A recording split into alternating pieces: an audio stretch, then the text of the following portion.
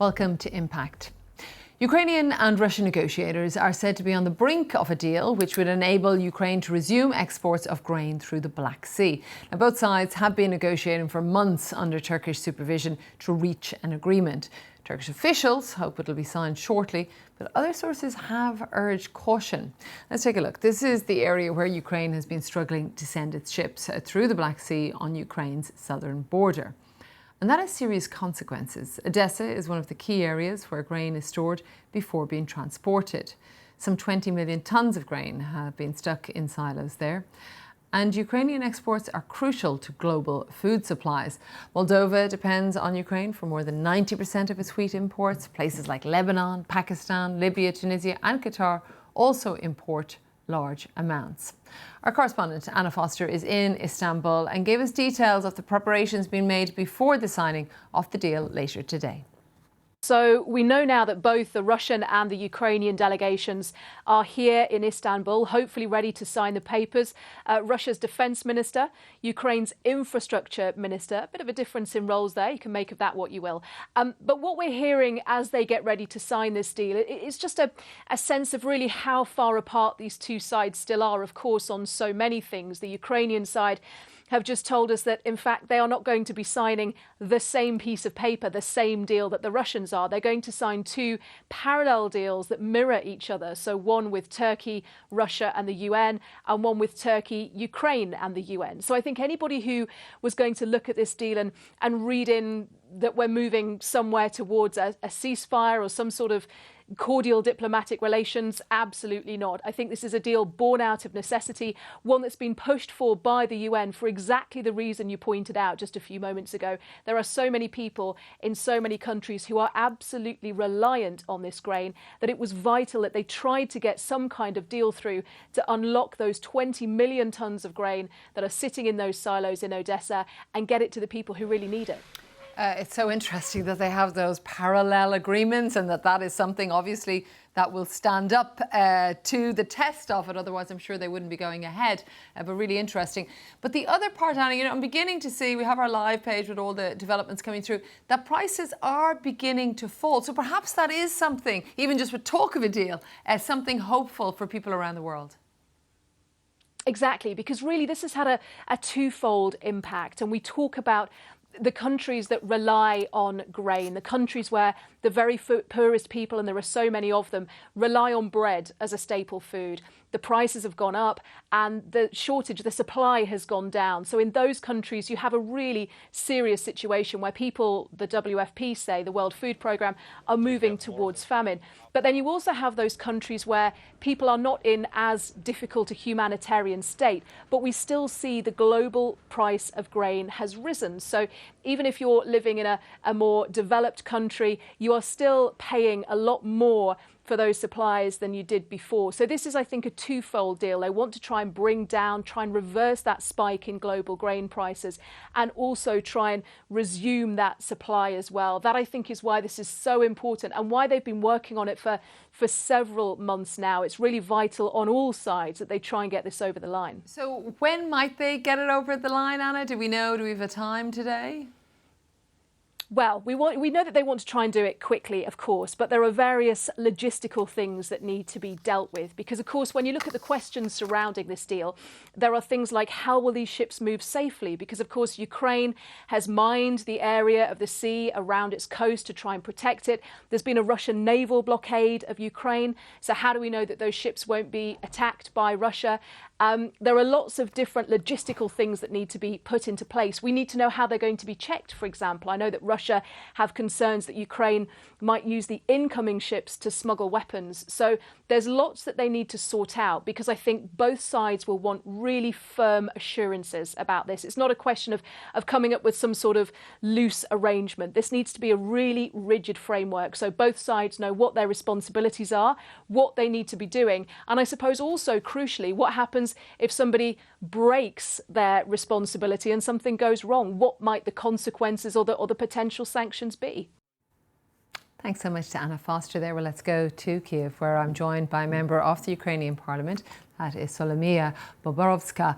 You're very welcome. You know, I was just taking a look on our live page at bbc.com/news. I was speaking to Anna a little earlier, and they say it may be signed in 40 minutes, these mirror deals, as they're calling them. How do you feel about that?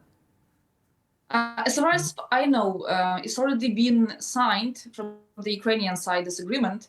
And as you mentioned, yes, it's for the first time we are signing agreement not with the Russian Federation, and no one pressed us to sign with directly with the Russian side, because nobody believes it can happen, and they can still keep the word and keep the deal actually, and to be honest, no one knows how it will go with the grain in 2-3 weeks or months, how the ships with the grain will leave the Ukrainian ports, and how Russian warships will behave themselves on the sea, and especially in Ukrainian territory, economical zone, in our waters.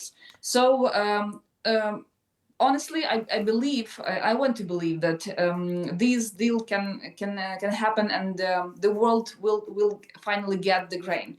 I just came from Bakhmut, that's the Donetsk region, and I just want you to show the grain, how it looks like now in the very east. It's black and it's burned. You cannot even imagine the smell of this grain. And that's how we are losing, not only in the ports, the value of the food, the grain.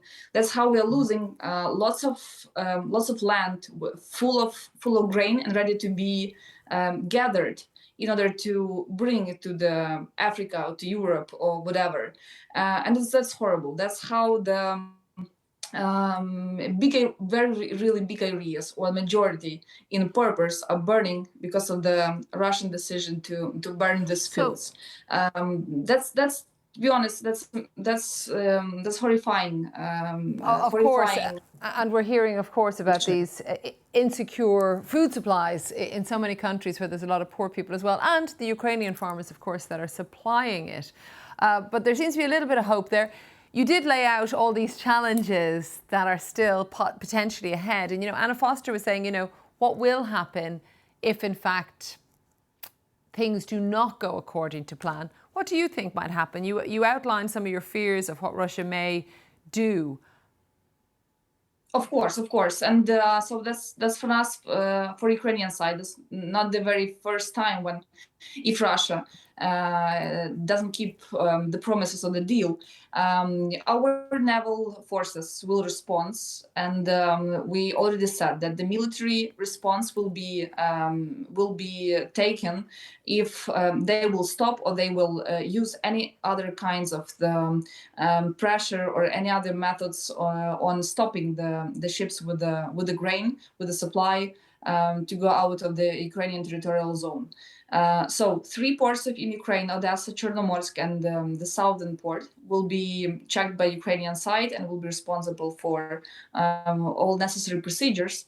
But we have to understand that demining processes and any other security issues, they have to be made. They have to be made by our Ukrainian side.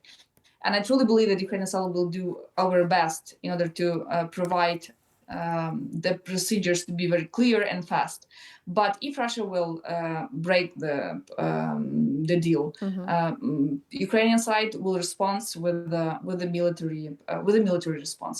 That's what our officials said, and that's what actually I am thinking will be the right way. Because no one can say and promise that people who will on the ships, or who will provide all these things, will be taken as hostages, for example, by Russian side. That's not the very first time we having deal business with Russian Federation. So I understand. Everybody will check. Yeah, I understand that there is a massive lack of trust there. I just want to come back to your point that we began with, Solomila, which is you believe the deal has already been signed. I was seeing like 14:30 in Istanbul was when there was the ceremony. But tell me what you understand about the actual nuts and bolts. As far as I know, when we have in Ukrainian news that Ukraine already signed the papers, and we expect the same from the Russian Federation side.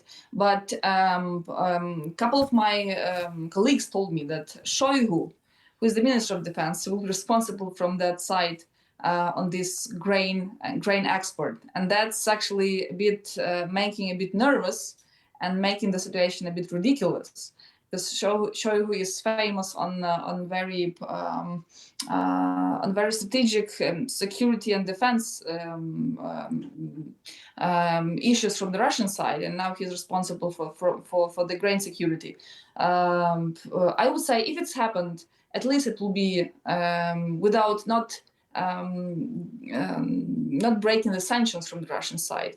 At least it will be one small victory, not only for Ukraine but for people to gather normal supplies, normal food supply. We have to leave it there, but I want to thank you so much. So Lamia Bobrovska, Thank you. who is a Ukrainian MP, and we are expecting that in about 20 minutes, the official signing ceremony, although as Solovita was saying, perhaps some of those papers have been signed already.